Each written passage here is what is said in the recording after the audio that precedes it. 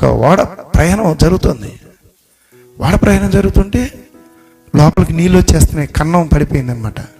Ship కన్నం పడిపోతే మరి ఆ నీళ్లు లోపలికి రాకుండా ఓడ మునిగిపోకుండా ఉండాలంటే ఆ కన్నానికి అడ్డుగా ఎవడైనా ఉంటే అడ్డుపడితే నీళ్ళు రావు. ఆ నీళ్లు లోపల రాకుండా ఆ కన్నానికి అడుగు బాగా అంటే వెళ్ళిపోయి ఎవరైనా ఒక్కడ అడ్డుపడితే ఓడలో ఉన్న వందలాది మంది రక్షింపబడతారు అని నావికుడు పిలుపునిచ్చాడు. ఎవరు వెళ్ళట్లేదు. అప్పుడు కుర్రోడు అన్నాడంట, సార్ నేను వెళతాను సార్ అన్నాడు. ఎవరు? నా కుర్రోడు, ఒక యవనస్తుడు.